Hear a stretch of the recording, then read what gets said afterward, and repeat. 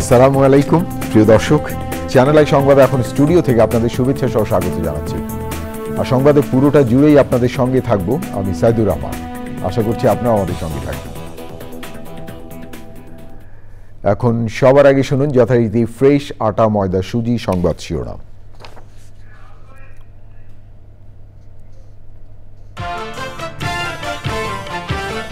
চাংখারপুলে 6 হত্যার ঘটনায় সাবেক ডিএমপি কমিশনার হাবিবুর রহমান সহ 8 জনের বিরুদ্ধে অভিযোগ গঠন।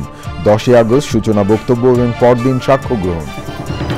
গণভবনে জুলাই স্মৃতি জাদুঘর উদ্বোধন 5 আগস্ট। 4 আগস্টের মধ্যে শেষ হবে 64 জেলায় জুলাই স্মৃতি স্তম্ভের নির্মাণ কাজ। নির্বাচন বাধাগ্রস্ত, জনগণের ভোটাধিকার হরণ করতে একটি মহল চক্রান্তে লিপ্ত বলে বিএনপির অভিযোগ। দেশকে গণতন্ত্রহীন করার ষড়যন্ত্র চলছে মন্তব্য। সবুজে সাজাই বাংলাদেশ স্লোগানে দিনাজপুরের প্রকৃতি ও জীবন ক্লাবের বৃক্ষরোপণ। সময় উপযোগী কর্মসূচির প্রশংসায় বিশিষ্ট জনেরা। এবং শ্রীলঙ্কার বিপক্ষে দ্বিতীয় টি-20 জয়, আরও আত্মবিশ্বাসী বাংলাদেশ দল। সিরিজ জিতে বাড়ি ফিরতে চায় টিম টাইগার্স।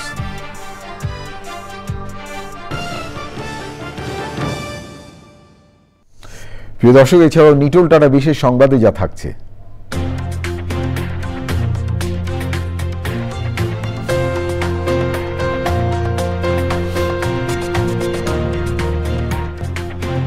জুলাই গণ অভ্যুত্থানে বর্ষপূর্তিতে নারীদের বিশেষ অবদান স্মরণে রাজধানীতে রিকশা র্যালির খবর।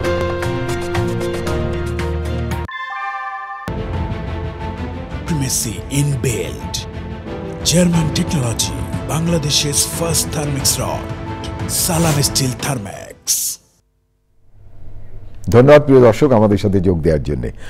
এতক্ষণ সংবাদ শিরোনাম শুনলেন, চলুন যাওয়া যাক পুরো খবরে। আর এখনকার এই সংবাদ আয়োজন একই সঙ্গে চ্যানেল আইয়ের ইউটিউব চ্যানেলে এবং চ্যানেল আই ওটিটি প্ল্যাটফর্ম আইস্ক্রিনে লাইভ স্ট্রিম হচ্ছে। ছাত্র জনতার গণ অভ্যুত্থান চলার সময় 5 আগস্ট চাংখারপুলে গুলি করে 6 জনকে হত্যার ঘটনায় মানবতা বিরোধী অপরাধের মামলায় সাবেক ডিএমপি কমিশনার হাবিবুর রহমান সহ 8 পুলিশ সদস্যের বিরুদ্ধে অভিযোগ গঠন করেছে আন্তর্জাতিক অপরাধ ট্রাইব্যুনাল। 10 আগস্ট মামলার সূচনা বক্তব্য এবং 11 আগস্ট সাক্ষ্যের দিন ঠিক করেছেন আদালত। আসামিদের অব্যাহতির আবেদন খারিজ করে ওই আদেশ দেওয়া হয়। প্রিয় দর্শক, দেখুন মাজহলক মান্নার রিপোর্টটি। চানখারপুলে 6 জনকে হত্যার মামলায় গ্রেপ্তার 4 আসামিকে সকালে ট্রাইব্যুনালে হাজির করা হয়। তারা হলেন বরখাস্ত পরিদর্শক আরশাদ ও 3 কনস্টেবল সুজন, ইমাজ হোসেন ইমন ও নাসিরুল। মামলায় পলাতক 4 আসামি হলেন ডিএমপির সাবেক কমিশনার হাবিবুর রহমান, সাবেক যুগ্ম কমিশনার সুদীপ কুমার চক্রবর্তী, রমনা অঞ্চলের সাবেক অতিরিক্ত উপকমিশনার শাহ আলম মোহাম্মদ আক্তারুল ইসলাম, রমনা অঞ্চলের সাবেক সহকারী কমিশনার মোহাম্মদ ইমরুল। 8 পুলিশ সদস্যের বিরুদ্ধে 3রা জুলাই অভিযোগ গঠনের বিষয়ে শুনানি শেষ করেন প্রসিকিউশন ও আসামি পক্ষের আইনজীবীরা। সোমবার আদেশ দিলেন ট্রাইব্যুনাল। এই 8 জন আসামির বিরুদ্ধে আনুষ্ঠানিকভাবে অভিযোগ গঠন করেছেন। অভিযোগটা হচ্ছে 5 আগস্ট 2024 সালে ঢাকা মহানগরীর চানখারপুর এলাকায় মানবতা বিরোধী অপরাধ সংগঠনের মাধ্যমে 6 জন তরুণকে গুলি করে হত্যা করা। এবং সেই অভিযোগ গঠনের পরে আজকে তাদেরকে সময় দেওয়া হয়েছে প্রস্তুতির জন্য। আগামী 10 আগস্ট তারিখে প্রসিকিউশনের পক্ষে আনুষ্ঠানিক যে অভিযোগের পরে যে ওপেনিং স্টেটমেন্ট বলে, সেই স্টেটমেন্টের জন্য দিন ধার্য করা হয়েছে। অভিযোগ গঠনের বিষয়ে নিজেদের অবস্থান ব্যাখ্যা করেন আসামিদের আইনজীবীরা। আদেশে আমি অবশ্যই এগ্রিভড। আমরা ন্যায় বিচারের জন্য আমরা ট্রায়াল ফেস করব, যেহেতু নুরেনবার্গ ট্রায়াল বা টোকিও ট্রায়াল, অন্যান্য ট্রায়ালও যেখানে আসামিদেরকে অব্যাহতি প্রদান করা হয়েছিল এবং খালাস দেওয়া হয়েছিল, আমরা আশা করি ভবিষ্যতে আমরা ট্রায়াল ফেসের মাধ্যমে এই আদালত থেকে আমরা খালাস পাবো ইনশাআল্লাহ। এদিকে 2016 সালের ঢাকার কল্যাণপুরে জাহাজবাড়িতে জঙ্গি নাম দিয়ে ইসলামিক ভাবধারার 9 তরুণকে হত্যার অভিযোগ করা মামলার আসামি সাবেক আইজিপি একেএম শহীদুল হক, সাবেক ডিএমপি কমিশনার আসাদুজ্জামান মিয়া, সাবেক এসপি জসিমউদ্দিন মোল্লার বিরুদ্ধে 14 সেপ্টেম্বর তদন্ত প্রতিবেদন দাখিল করতে তদন্ত সংস্থাকে নির্দেশ দিয়েছেন আন্তর্জাতিক অপরাধ ট্রাইব্যুনাল। মাজহলক মান্না, চ্যানেল আই, ঢাকা।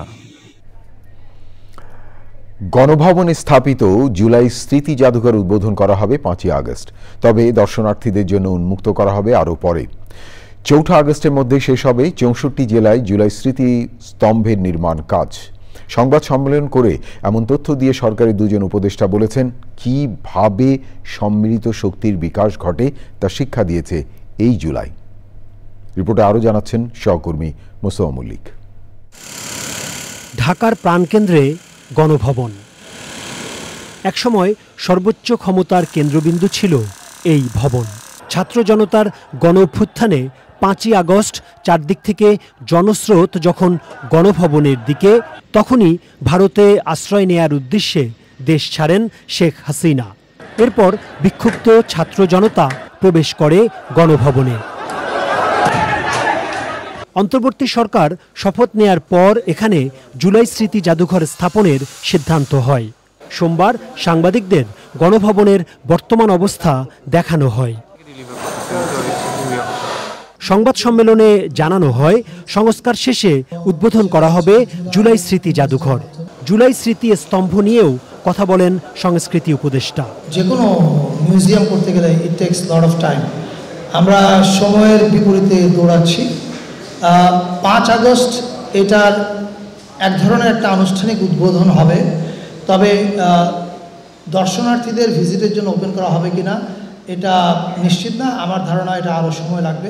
এটা হবে এটা যে আপনি যখন এই জুলাই জাদুঘরে ভিজিট করবেন, তখন আপনি জুলাই এবং কেন জুলাই হলো, 16 বছরে আওয়ামী লীগের দুঃশাসন কি কি হয়েছিল তার দালিলিক প্রমাণ, অডিও ভিজুয়াল প্রমাণ, এইটা হয়তো আমরা যখন দর্শনার্থীদের জন্য ওপেন করব তখন বলতে পারবো ডিটেল। কিন্তু কাজ চলছে সারাদিন রাত। দেশের 64টা জেলায় জুলাই স্মৃতিস্তম্ভ স্থাপন করা হবে। এটা স্থাপনের কাজ শুরু হলো নারায়ণগঞ্জের মধ্য দিয়ে। 4 আগস্টের মধ্যে সারা দেশে এই স্মৃতিস্তম্ভের কাজ শেষ হবে। সমাজ কল্যাণ উপদেষ্টা জানান, জুলাইয়ে নারী যোদ্ধাদের তালিকা করা হচ্ছে। তাদের পুনর্বাসনের জন্য সবকিছুই করছে সরকার।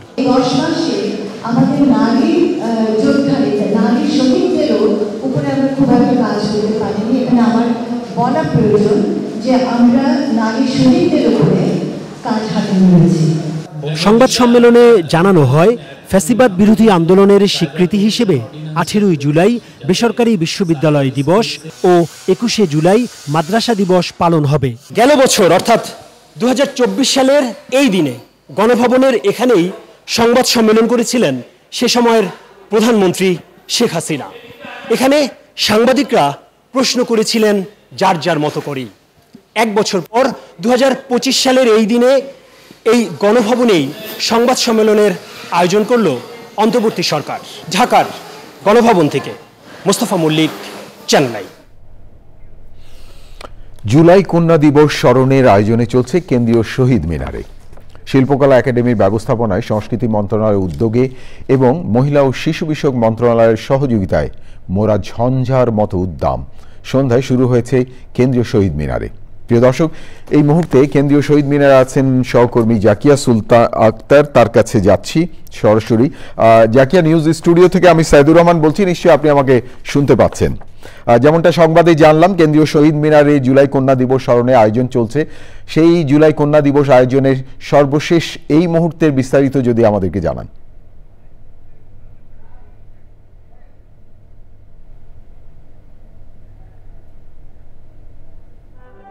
ছোট ভাই তাসপিয়া, বড় বোন, 2 ভাই বোনে অসুস্থ, একদম পুরো অসুস্থ। খাটের উপরে হাত উপরে দিয়ে তারা সামিল হয়েছে। আজকে তারা মোরা ঝঞ্ঝার মতো উদ্যানে জুলাই ওমেন্স ডে পালন করছে। শিল্পকলা একাডেমির ব্যবস্থাপনা ও সাংস্কৃতিক মন্ত্রণালয়ের আয়োজনে কেন্দ্রীয় শহীদ মিনারে এই প্রোগ্রামটি শুরু হয়েছে 6:30টায়। সম্ভবত জাতীয় সঙ্গীতের মাধ্যমেই এই প্রোগ্রামটি শুরু হয় এবং ধীরে ধীরে এখানে 3টি চলচ্চিত্র প্রদর্শনী করা হবে। প্রথমটি প্রদর্শনী অলরেডি শুরু হয়ে গেছে জুলাই উইমেন নামে, যেখানে নারীদের যে ভূমিকা ছিল জুলাই আন্দোলনে সেটি তারা আজকে দেখাচ্ছেন। এবং এছাড়া জুলাই বিষাদ সিন্ধু এবং উই ফেল টু কিল আরবার ফাহাদ, এই 3টি চলচ্চিত্র প্রদর্শনী হবে। এছাড়া ব্যান্ড ইলাল আলা এবং সায়ান, কণ্ঠশিল্পী সায়ান এবং এলিতা করিমও গান পরিবেশন করবেন। এছাড়া আজকের মূল আকর্ষণ যেটি রয়েছে সেটি হচ্ছে ড্রোন শো। 2000 ড্রোন শো এর মাধ্যমে জুলাইয়ের যে গল্প, জুলাই আন্দোলনের যে গল্প, সেই আন্দোলনের গল্পগুলো তুলে ধরা হবে। তো আমরা যেটি দেখতে পেয়েছি শহীদ মিনারে এই মুহূর্তে অন্তর্বর্তী সরকারের উপদেষ্টারা উপস্থিত রয়েছেন, বিভিন্ন কূটনীতিকরা উপস্থিত রয়েছেন এবং যারা উপস্থিত রয়েছেন জুলাই আন্দোলনে যারা আন্দোলন করেছেন যেসব শিক্ষার্থীরা, তারাও আজকে উপস্থিত রয়েছেন। তো একরকম সবাই আসলে জুলাই আন্দোলনে যারা শহীদ হয়েছেন, আন্দোলনের নারীরা শহীদ হয়েছেন, নিহত হয়েছেন, তাদেরকে আসলে স্মরণ করে, শ্রদ্ধা করে, ভালোবাসা দিয়ে আসলে তারা আজকে এই প্রোগ্রামটি সুন্দর করে পরিবেশন করছেন। সাইদুল।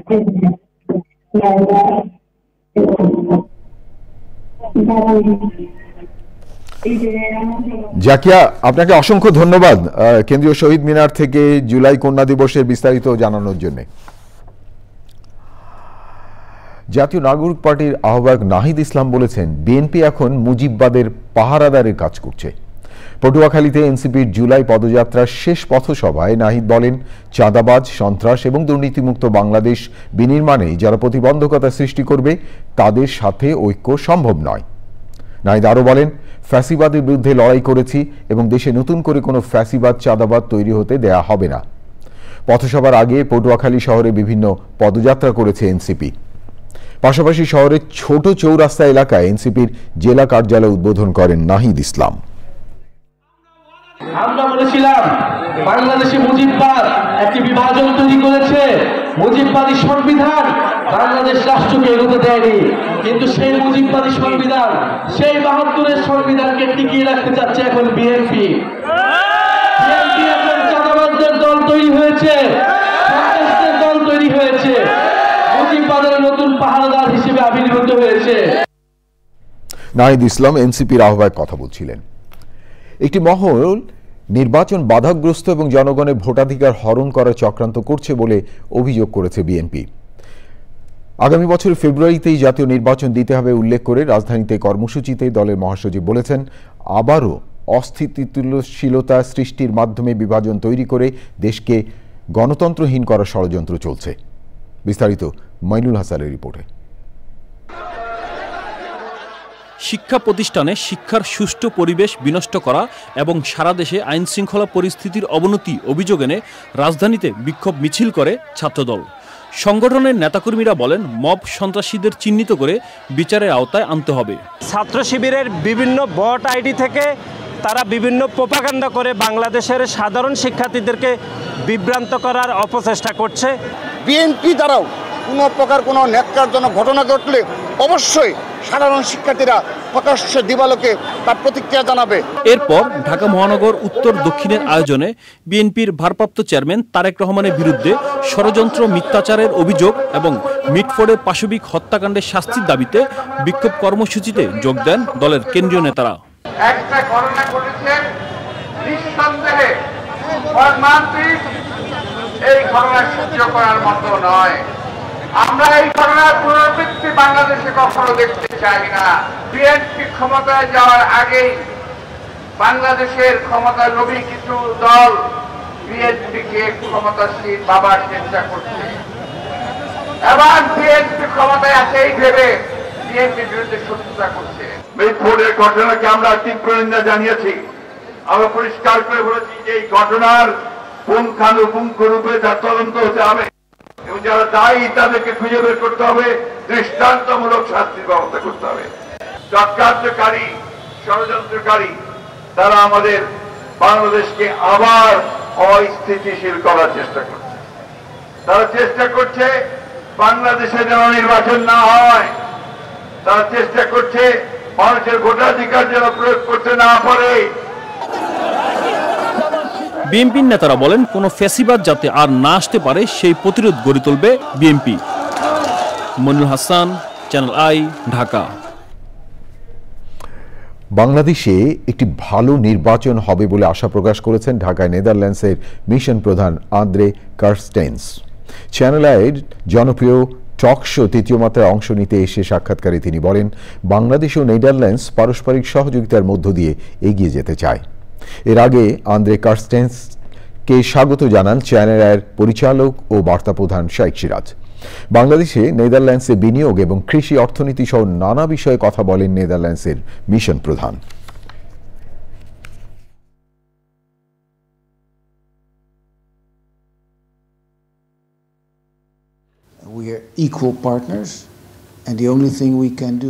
নেদারল্যান্ডস এবং বাংলাদেশ সমান অংশীদার এবং আমরা পরস্পরকে সহযোগিতা করতে পারি।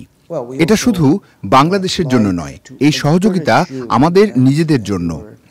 আমি তোমাদের এবং দেশের নাগরিকদের বর্তমান সময়ের চেতনার সঙ্গে উৎসাহিত হয়ে বর্তমানে যে পদক্ষেপগুলো নেওয়া হচ্ছে সেগুলো বাস্তবায়নের মাধ্যমে একটি সুষ্ঠু ও গ্রহণযোগ্য নির্বাচন হবে বলেও আশা করি।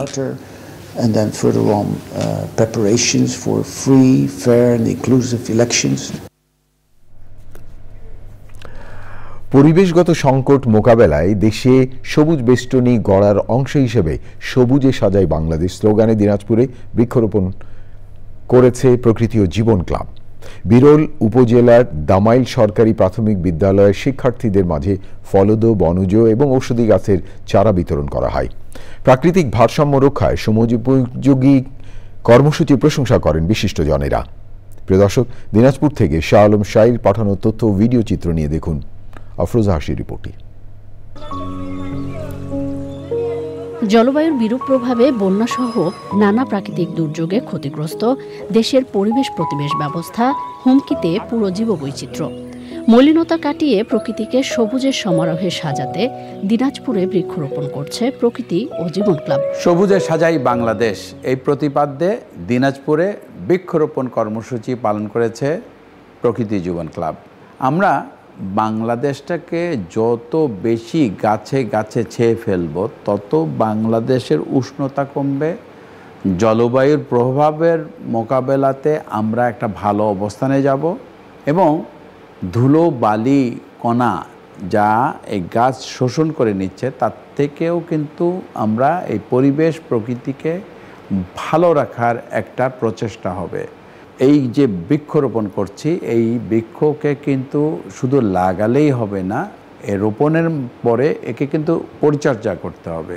শুধু বাংলাদেশের একটি অঞ্চল নয়, সারা বাংলাদেশেই কিন্তু আমাদের বৃক্ষরোপণ কর্মসূচিকে এগিয়ে নিয়ে যেতে হবে। পরিবেশের ভারসাম্য রক্ষায় সচেতনতা সৃষ্টিতে শিক্ষার্থীদের মাঝে বিভিন্ন প্রজাতির গাছের চারা বিতরণ করা হয়। এই গাছ আমরা থাকবো না, ভবিষ্যৎ গাছ থেকে যাবে। মানুষের জীবনে অপরিহার্য হচ্ছে অক্সিজেন, অক্সিজেন চাইতে গেলে গাছের প্রয়োজন। তাই এই ক্লাবকে আমাদের এলাকার সকলের পক্ষ থেকে শুভেচ্ছা জানাই। স্কুলের নতুন প্রজন্ম, ভবিষ্যৎ প্রজন্ম, ছোট ছোট বাচ্চাগুলো এদের মাধ্যমে আমরা দেশীয় যে গাছগুলো সেগুলো আমরা ফিরিয়ে আনবো। চ্যানেলকে অত্যন্ত ধন্যবাদ। জলবায়ুর অভিঘাত মোকাবেলা ও অভিযোজন নিশ্চিতে প্রকৃতি ও জীবন ক্লাবের সবুজায়ন কর্মসূচির প্রশংসায় বিশিষ্টজনেরা। আমরা দিনাজপুরবাসী গর্ব করি যে না, এই চ্যানেল দিনাজপুর চারা গাছ লাগানোর একটা উৎসবে পরিণত করেছে বাচ্চাদের নিয়ে। আমরা চাই দিনাজপুরবাসী সবুজে সবুজে সবুজায়িত হবে দিনাজপুরবাসী। প্রতি বছর এই বৃক্ষরোপণ কর্মসূচি পালিত হয়। এই প্রকৃতি ক্লাবের পক্ষ থেকে এই বিদ্যালয়ের বৃক্ষরোপণের জন্য এই ক্লাবকে ধন্যবাদ। বৃক্ষরোপণকে আন্দোলনে পরিণত করতে শিক্ষার্থী এবং তরুণ প্রজন্মকে সবুজায়নে যুক্ত হওয়ার আহ্বান পরিবেশবাদীদের। আফরোজা হাসি, প্রকৃতি ও জীবন ডেস্ক, চ্যানেল আই। প্রিয় দর্শক, এবারে বাংলাদেশ শ্রীলঙ্কা টি-20 সিরিজ।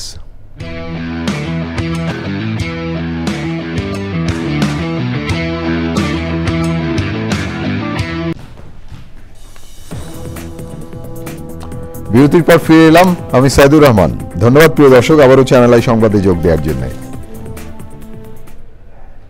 দৃষ্টি দেব আন্তর্জাতিক অঙ্গনে। সিরিয়ার সুয়েদা শহরের সাম্প্রদায়িক হামলায় কমপক্ষে ৩০ জন নিহত এবং ১০০-রও বেশি আহত হয়েছেন। দেশটির স্বরাষ্ট্র মন্ত্রণালয় জানিয়েছে শহরটির বেদুইন সুন্নি গোত্র এবং দ্রুজ সম্প্রদায়ের মধ্যে এই সংঘর্ষ হয়। পরিস্থিতি নিয়ন্ত্রণে সুয়েদা শহরের নিরাপত্তা বাহিনী মোতায়েন করা হয়েছে। সুয়েদার গভর্নর মুস্তফা আল বাকুর শহরবাসীকে আত্মসংযম প্রদর্শন এবং জাতীয় সংস্কারের ডাকে সাড়া দেওয়ার আহ্বান জানিয়েছে। প্রিয় দর্শক, এবারে নিটোল টাটা বিশেষ সংবাদ।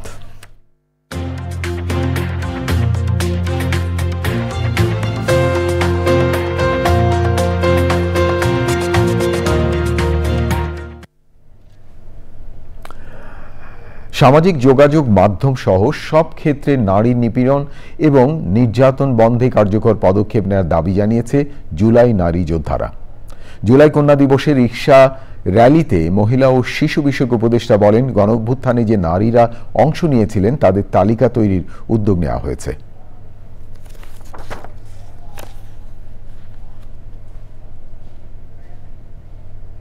প্রিয় দর্শক, এবারে পূবালী ব্যাংক বাণিজ্য সংবাদ।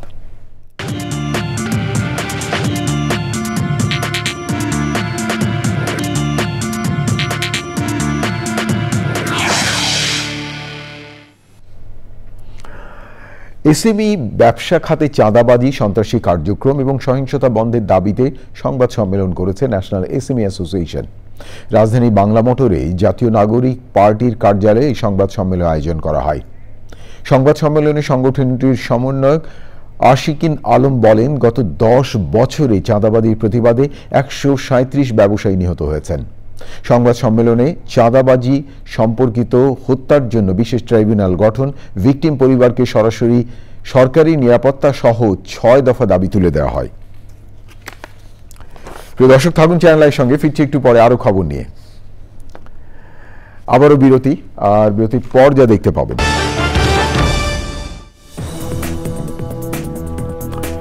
প্রিয় দর্শক, সবশেষ খবরগুলো নিয়ে আবারও ফিরে এলাম চ্যানেলের সংবাদে। আপনাদেরকে আরেকবার স্বাগত জানাচ্ছি। এবারে খেলার খবর। চাঙ্কারপুলে 6 হত্যার ঘটনায় সাবেক ডিএমপি কমিশনার হাবিবুর সহ 8 জনের বিরুদ্ধে অভিযোগ গঠন, 10ই আগস্ট সূচনা বক্তব্য ও পরদিন সাক্ষ্য গ্রহণ। গণভবনে জুলাই স্মৃতি জাদুঘর উদ্বোধন 5ই আগস্ট, 4 আগস্টের মধ্যে শেষ হবে 64 জেলায় জুলাই স্মৃতি স্তম্ভের নির্মাণ কাজ। নির্বাচন বাধাগ্রস্ত এবং জনগণের ভোটাধিকার হরণ করতে একটি মহল চক্রান্তে লিপ্ত বলে বিএনপির অভিযোগ, দেশকে গণতন্ত্রহীন করার ষড়যন্ত্র চলছে মন্তব্য। সবুজে সাদের বাংলাদেশ স্লোগানে দিনাজপুরে প্রকৃতি ও জীবন ক্লাবের বৃক্ষরোপণ, সময় উপযোগী কর্মসূচির প্রশংসায় বিশিষ্ট জনেরা। এবং শ্রীলঙ্কার বিপক্ষে দ্বিতীয় টি-20 জয়ে আরও আত্মবিশ্বাসী বাংলাদেশ দল, সিরিজ জিতে বাড়ি ফিরতে চায় টিম টাইগার্স।